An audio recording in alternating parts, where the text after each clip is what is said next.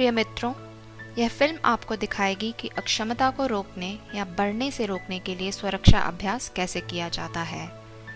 हर एक व्यक्ति को जिस पर कुष्ठ का कुछ प्रभाव हो गया है, यह जानना आवश्यक है कि उसके सुन्न हाथ पैर या प्रभावित आंख पर भविष्य में क्या खतरा हो सकता है। प्रतिदिन उसे अपने प्रभावित अंगों का निरीक्षण करना और होने वाले परिवर्तन के अनुसार उस पर अमल करना चाहिए। समय पर परिवर्तन बताना आवश्यक है।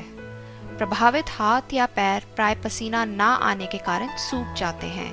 वहां पर दरारें या घाव बनने की पूरी संभावना रहती है, जैसे गर्मियों में धरती फट जाती है। हाथों व पैरों की दिन में 2 बार रोजाना पानी में 30 मिनट तक भिगोकर रखना और बाद में उस पर खाने का तेल या वैसलीन लगाना चाहिए, जिससे नमी देर तक बनी रहे।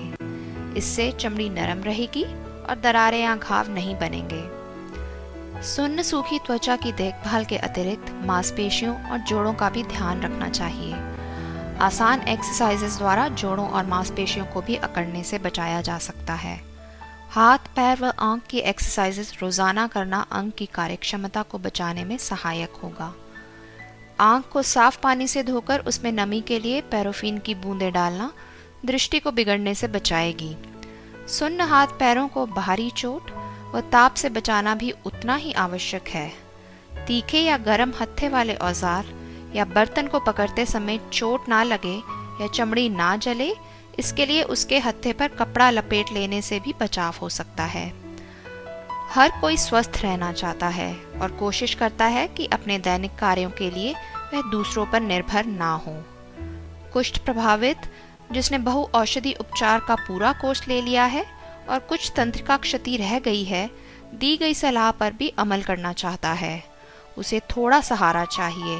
प्रोत्साहन के साथ साथ कुछ रसद और सामान जरूरत पड़ सकती है, जो उसको सुरक्षा अभ्यास करने में और विकृति की रोकथाम में आवश्यक होगा।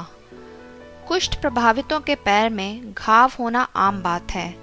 जिनके पैरों में सुन्नपन है, उन्हें घावों से बचने के लिए विशेष पदरक्षक जूते पहनने की सलाह दी जाती है। इन जूतों की विशेषताएं इस प्रकार हैं। इसका नरम इंसोल जो माइक्रोसेल्युलर रबर से बनता है, चलते समय पैर पर पड़ने वाले दबाव को सोखता है। बाहरी सख्त सोल कांटे या कील जैसी वस्तुओं को चुभने से बचाता है। वेलक्रो लगी पट्टियां जूते को पैर के मुताबिक ढीला या कस सकती हैं। पिछली पट्टी चलते समय जूते को बाहर फिसलने से रोकती है। जूते में कहीं कील ना होने से जूते द्वारा पैर में चोट लगने का खतरा नहीं रहता है। जिनके पैरों में घाव है, उन्हें पैर को आराम देना है। इसके लिए बैसाखी, लकड़ी, पहियों वाली कुर्सी या गाड़ी की आवश्यकता पड़ सकती है, वरना दैनिक कार्य करते हुए घाव भरने में अड़चन आएगी। सूखे सुन्न हाथ पैरों को पानी में भिगोने के लिए टब या कोई ऐसा बर्तन चाहिए। पानी में भिगोने के बाद उसमें लगाने के लिए तेल या वैसलीन की जरूरत होगी।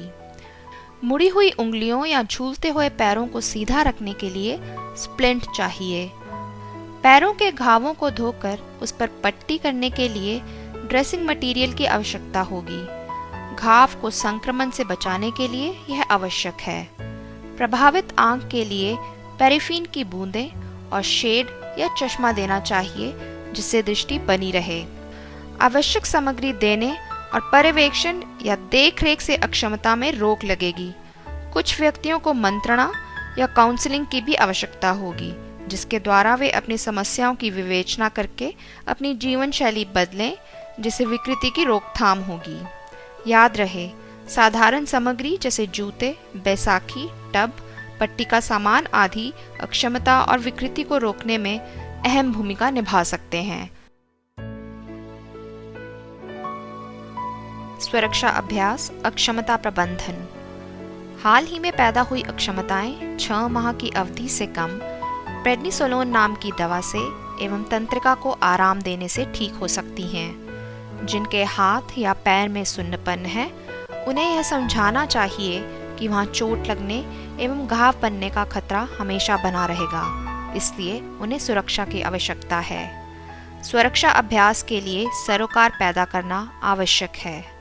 सूखी सुन्न त्वचा को पानी में भिगोकर नमी देने से चिर्रे, दर्रे या घाव नहीं बनेंगे। पानी में भिगोने के बाद वहां पर तेल लगाने से नमी देर तक बनी रहेगी और त्वचा नरम होगी। कमज़ोर हाथ या पैर की मांसपेशियों के व्यायाम करने से अंग या उंगलियां निकोचित या कड़ी नहीं होंगी। प्रभावित आंखों में नमी की बूंदें, पलकों का व्यायाम और बार बार आंखें झपकाने से अंधत्व की रोकथाम होगी।